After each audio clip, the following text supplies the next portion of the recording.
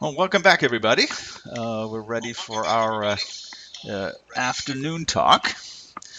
And without further ado, I'm happy to welcome Kim Rometo as our speaker for this first speaker for this afternoon. Kim is a graduate of both our undergraduate and graduate programs, and is currently the CIO of the Miami Dolphins, the Hard Rock Stadium, and has worked in a capacity as a CIO of a large exhibition space prior to that. And I remember her I think it was about 4 or 5 inch thick binder for her project that involved a wireless repeater project in that facility. So welcome, Kim, and we'll let you take it away from here. Thank you very much. Well, it's great to be with everyone today. This was not how I expected to be with you all, but nevertheless, we will adjust to current circumstances and soldier through. So, what I am here to talk to you about today is the preparation of a stadium for a Super Bowl, to host a Super Bowl. I was recruited to come to the Miami Dolphins and Hard Rock Stadium about a year and a half ago.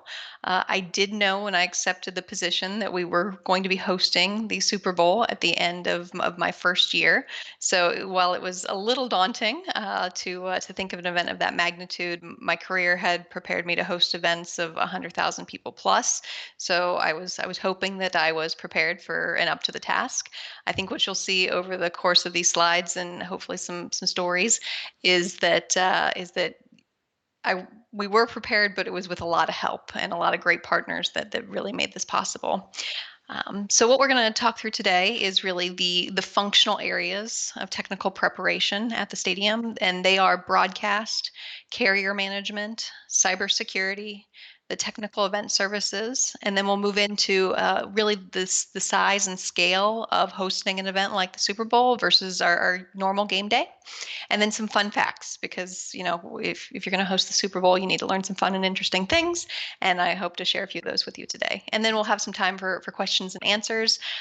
Please note that there's certain questions I can't answer because of confidentiality or other things, but I will try to answer your questions to the best of my ability.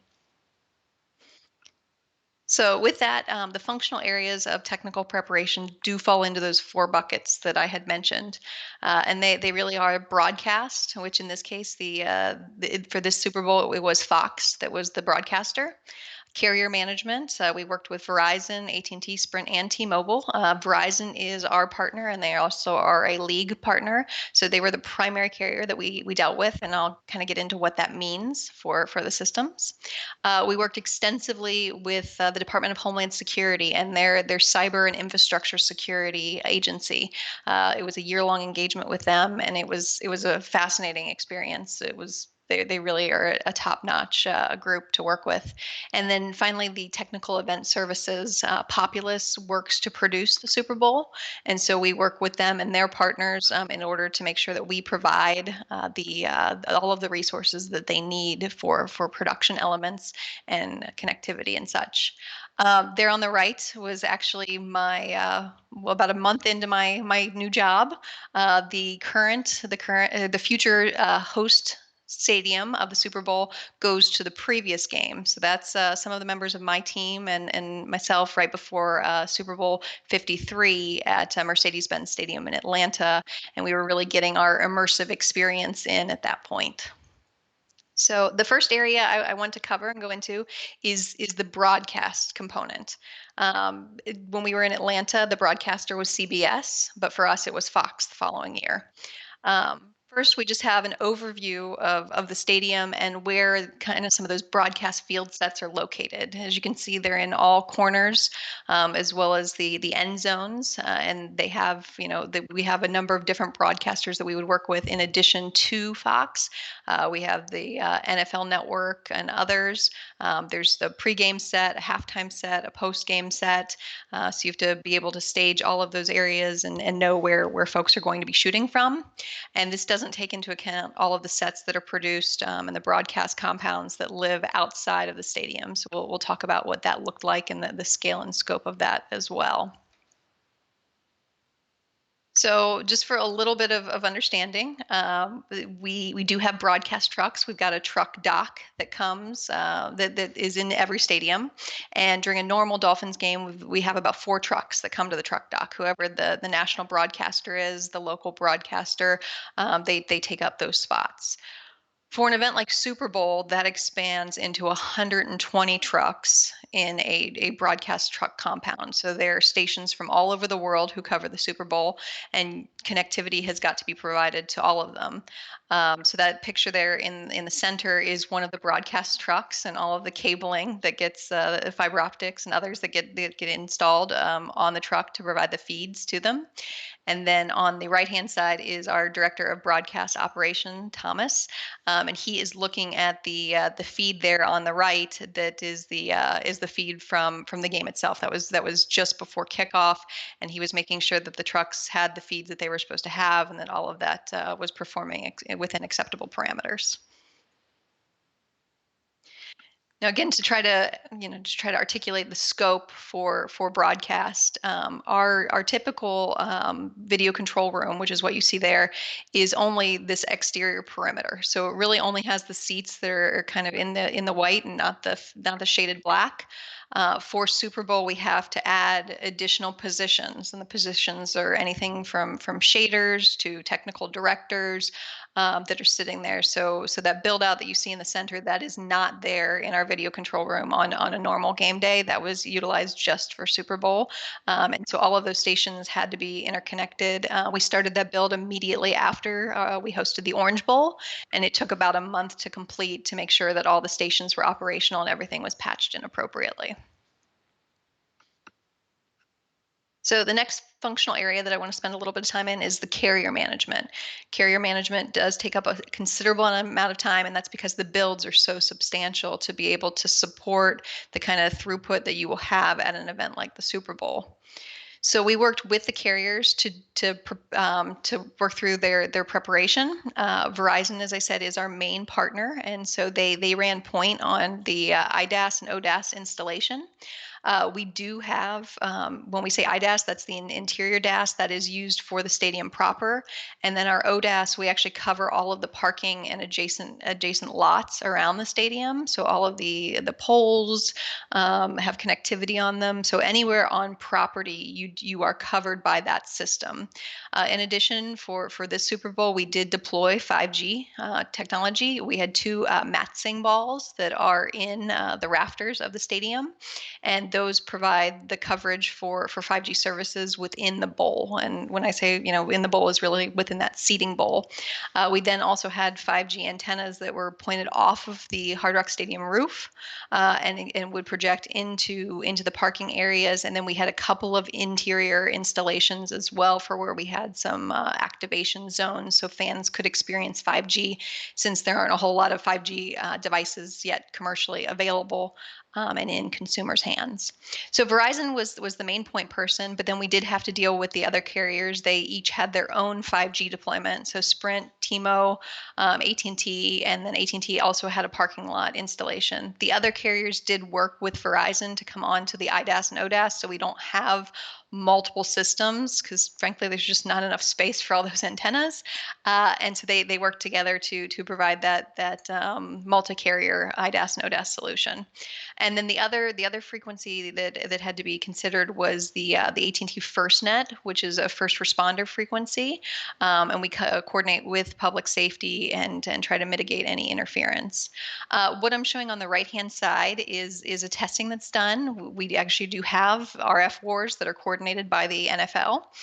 So all of the RF in the stadium is brought up. As you can imagine, if you're trying to produce a game, coach to coach communication, coach to player, coach to official, official to official, those communication channels, those frequencies cannot be impeded in order to make sure the game does happen with competitive equity. So we have to test all of that in advance. Every club has their own frequency coordinator, and all of it does take a tremendous amount of effort to make sure there isn't any issue.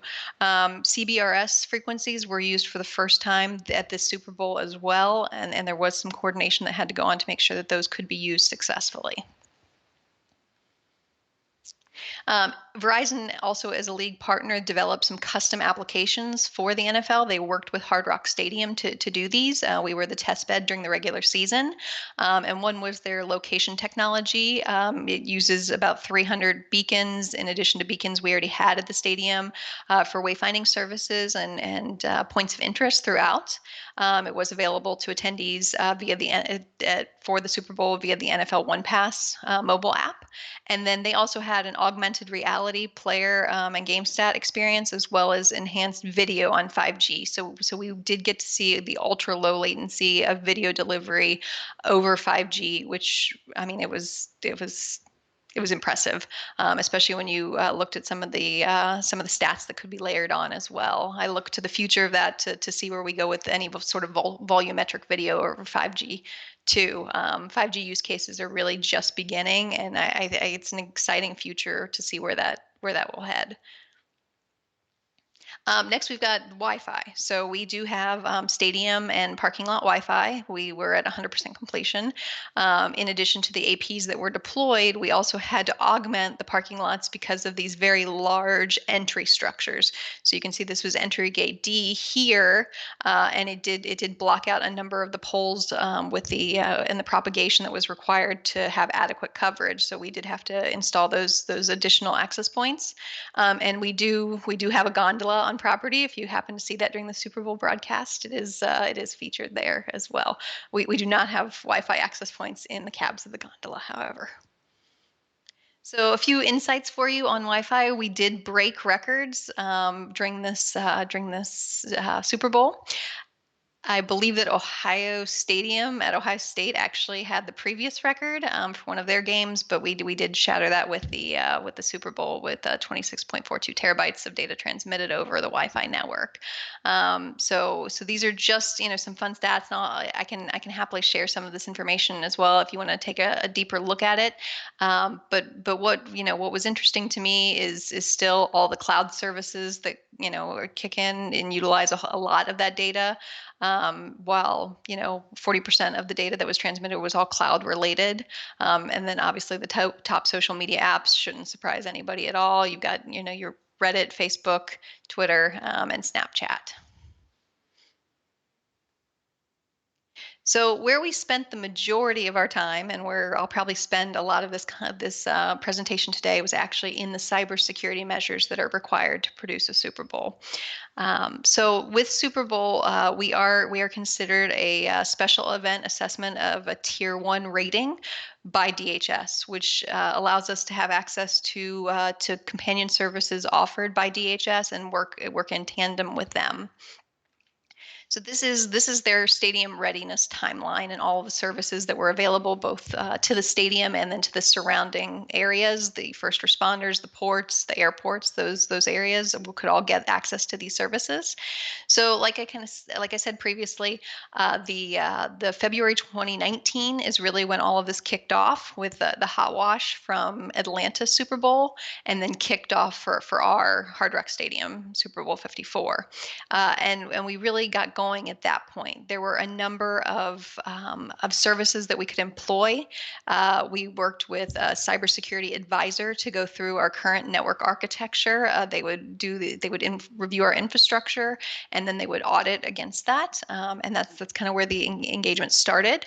And then we started into the cybersecurity risk assessments. We had a phishing assessment of all of our staff, and we block out a lot. We filter out a lot of the phishing attempts and others. So it was a little jarring to some of the folks when they saw a really good phishing attempt by DHS. We had remote penetration testing. We had the validated architecture reviews, and really all of those were in that cybersecurity assessment bucket. That is the third thing to happen.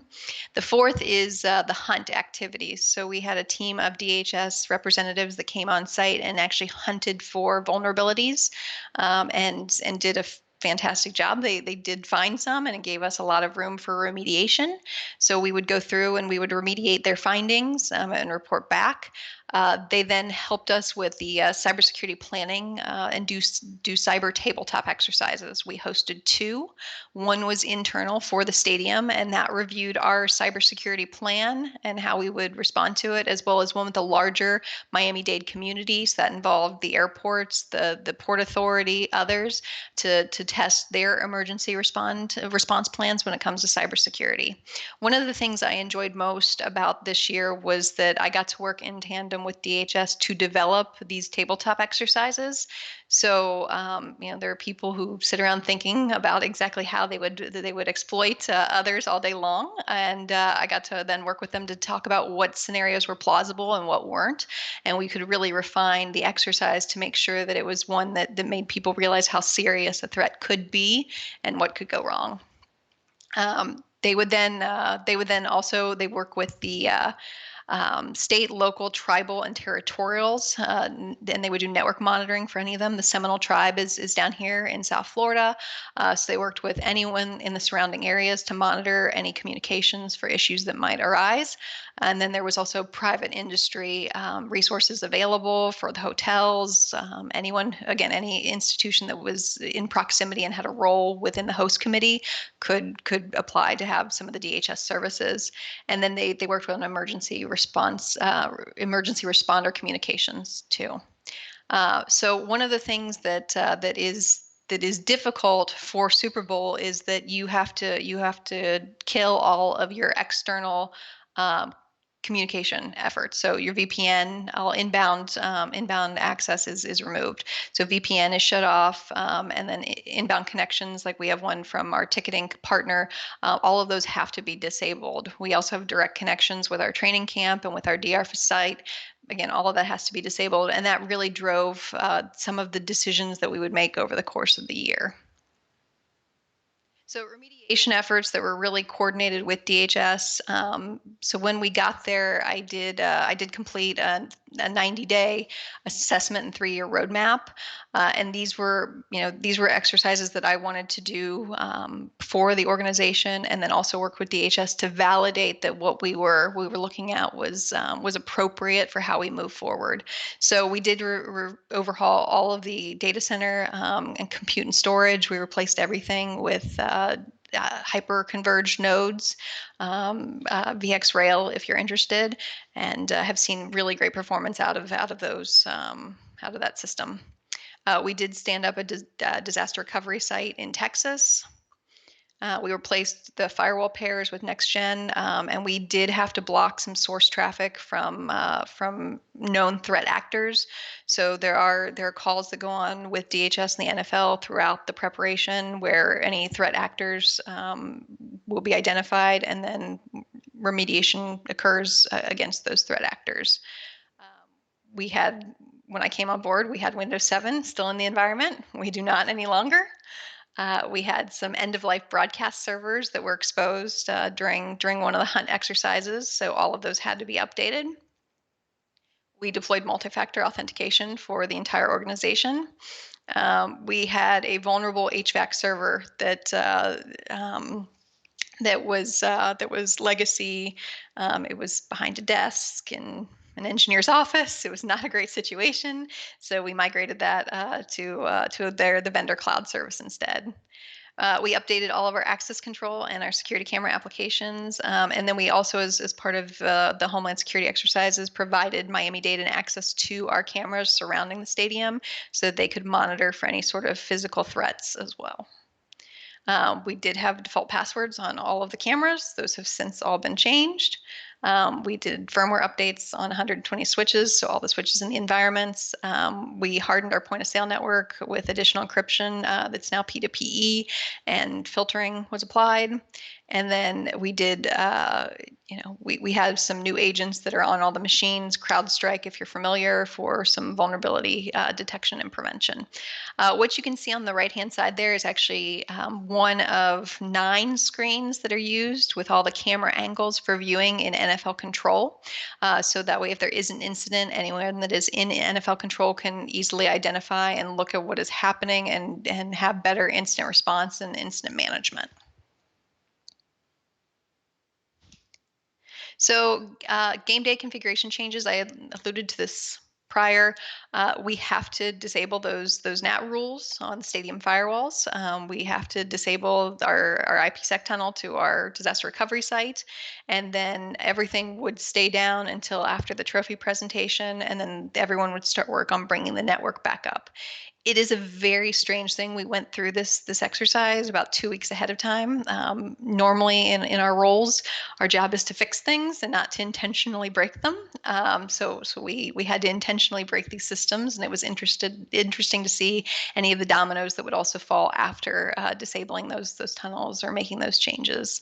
Some of the decisions we did make throughout the year was we migrated our CRM to the cloud versus the on-prem instance that we had because we didn't want our sales users to be impeded during this time of not being able to have VPN access.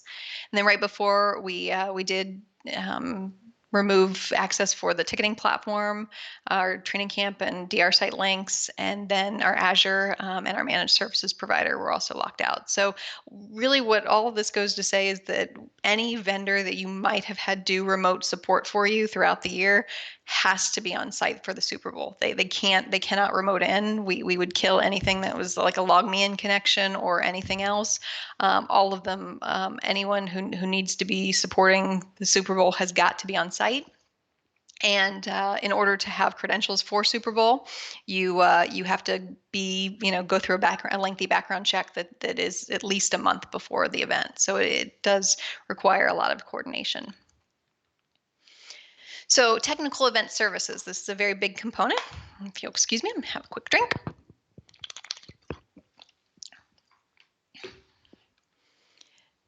So we know our infrastructure better than anybody else, but we need a lot of help to set up all of this temporary infrastructure, the infrastructure out to the compounds and around the facility. So it was our responsibility to provide, to be that lead, to show where cable trays, cable paths, IDFs, and help the vendors make decisions of yes, we can do this or no, we can't very quickly.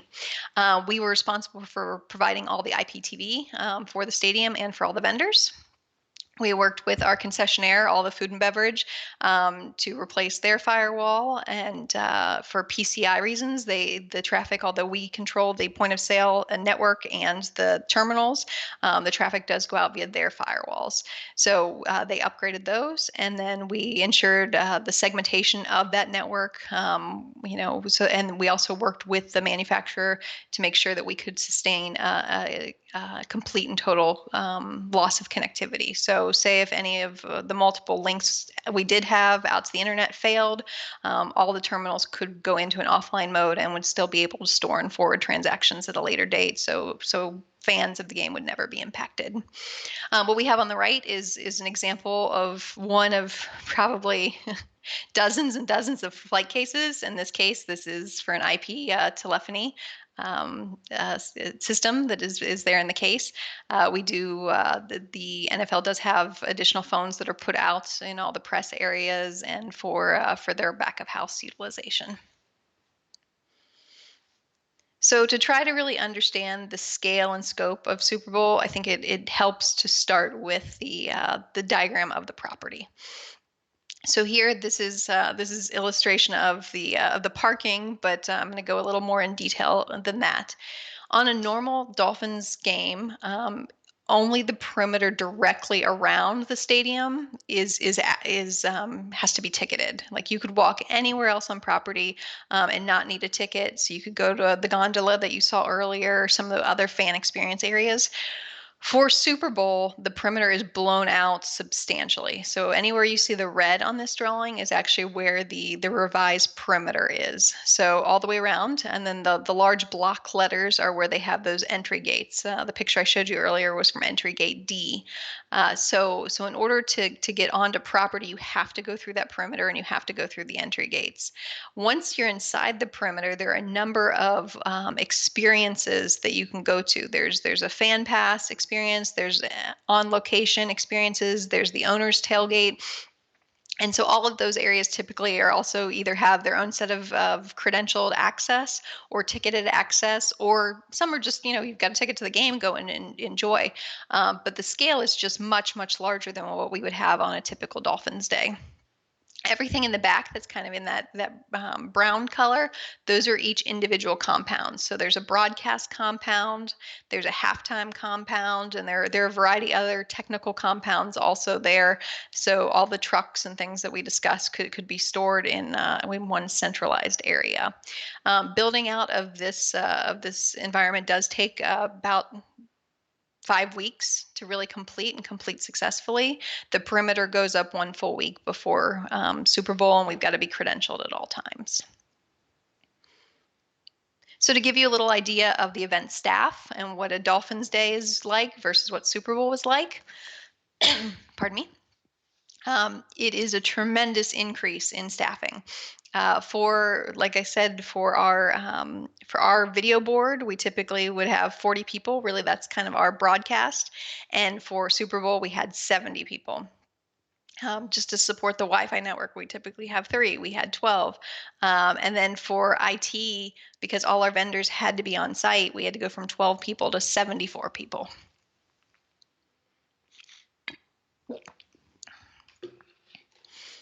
And that does not include any of the Fox, ESPN, or NFL Network personnel. So just to support Super Bowl, from 3,300 to 10,000 people. So now talking about some fun facts that I said we would get into. There are an incredible amount of press that attend the Super Bowl itself. So below the video board in the white area is our normal press room, which holds about 200 people. All of the white that you see in the upper section, that is all set up for auxiliary press as well. So we scaled to about 685 press seats and then 26 additional broadcast booths that are produced and have to be completely built out. For halftime, halftime did not use any of our audio, visual, lighting. Anything that we had was completely separate from what would go on during halftime. So the halftime group that comes in, they put up their own lights, their own sound, their own rigging. Everything that they do is completely separate from the production of the game. And that's good because then it can be completely standalone. And if there is a problem, with halftime, it doesn't bleed over into the game itself.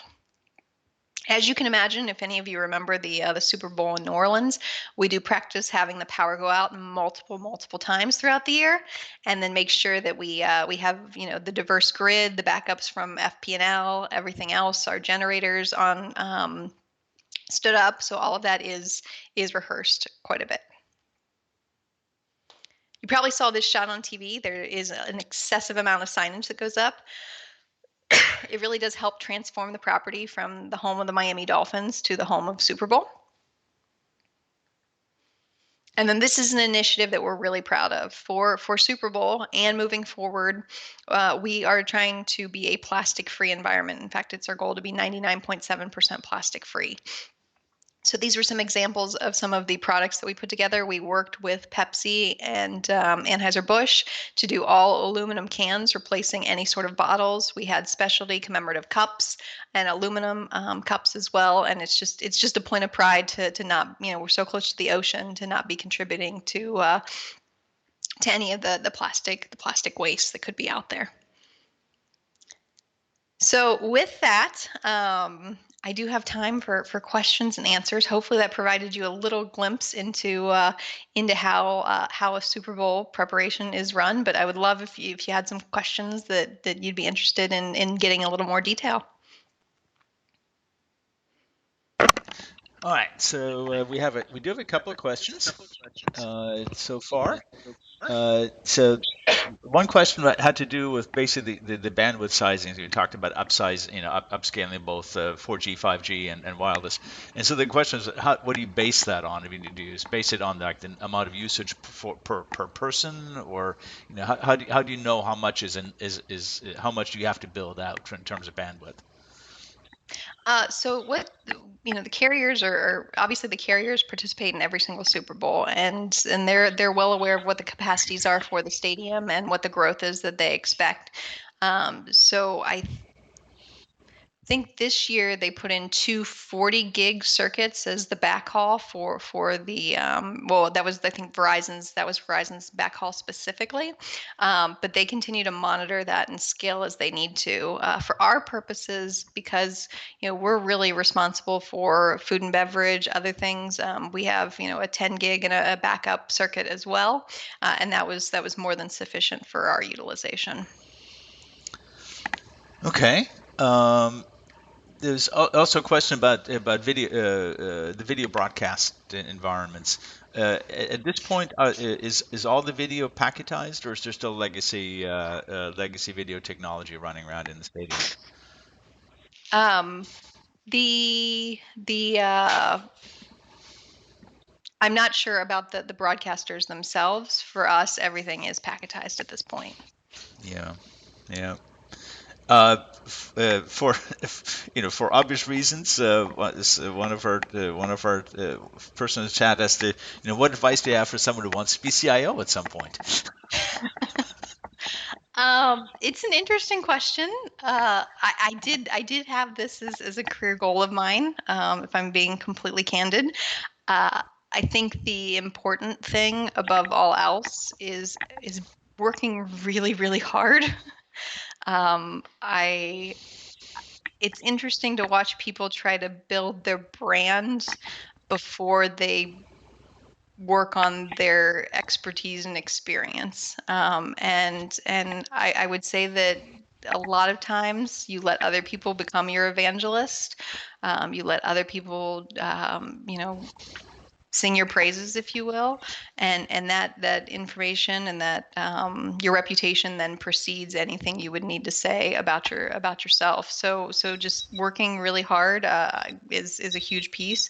I do think going back and getting my graduate degree was incredibly important. I don't think I would be in this position if I hadn't returned to school and done that and buckled down and really focused on that. And I have to say I really enjoyed going through the master's program. It was a wonderful experience. So those would be pieces of advice. And then I think as you grow in your career, you're going to be a boss. You're going to be a manager.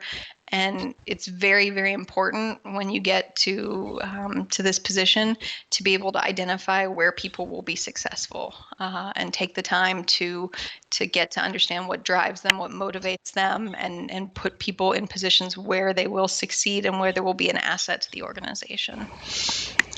Thank you. So just as an aside, it's kind of related to this. I've been doing this and not following some of the other things, but do I understand correctly that you volunteered to do mock interviews this afternoon?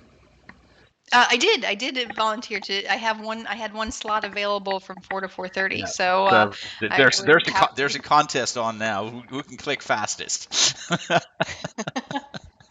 All right. Well, I can make myself available for other ones. So for the one that I plan on hosting, I will use some of the questions that we utilize in our actual interview process, and they're very thought-provoking questions. We'll leave it at that.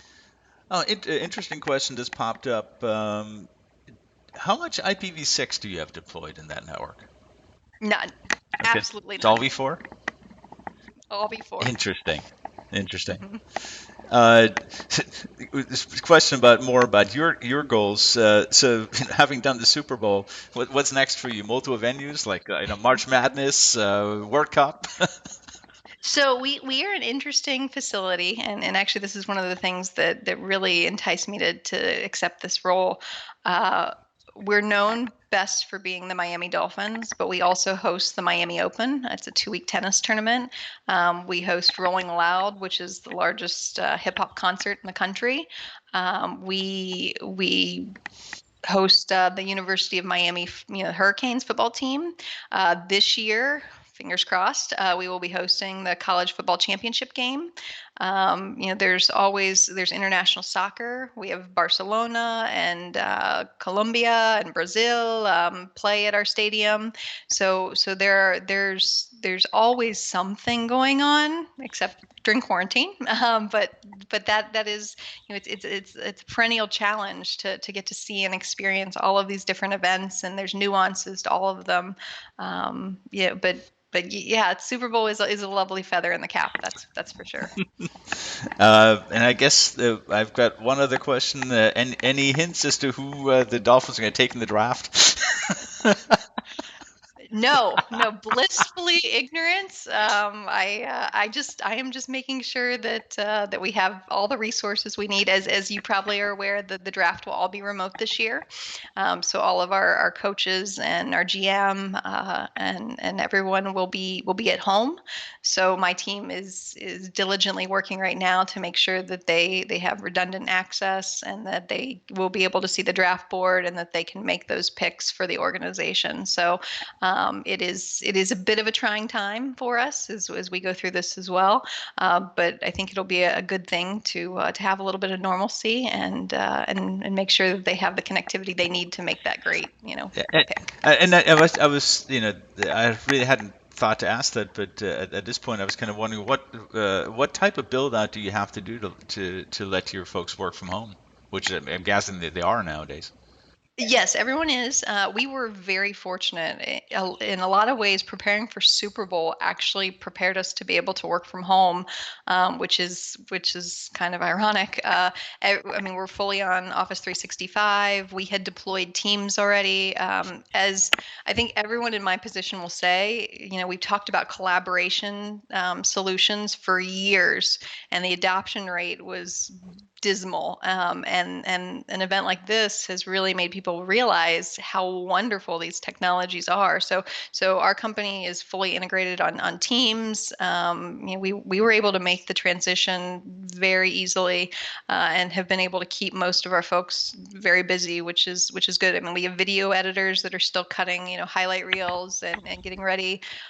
We are hosting a virtual draft party out of our broadcast director's spare bedroom, and it will be very highly produced. I mean, we're excited with what we've been able to do, but it does change the thought process to how you work and where you work and how you can be successful in working.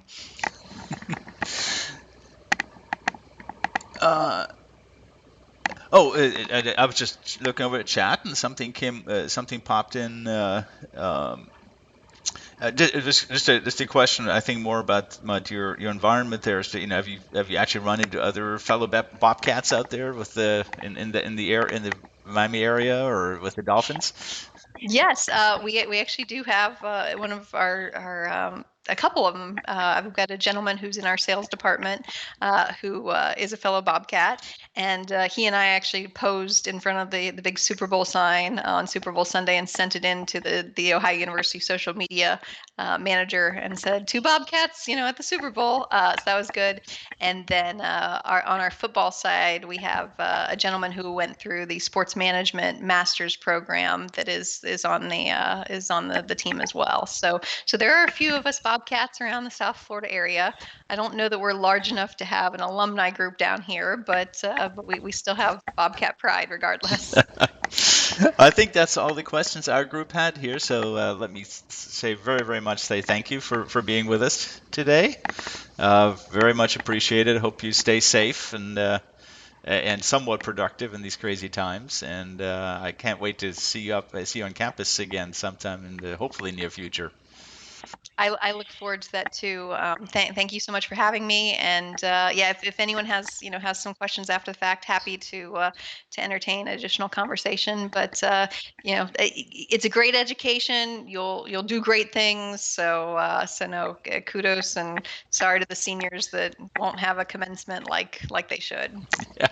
Well, thank you again, and thanks a lot. Bye bye now.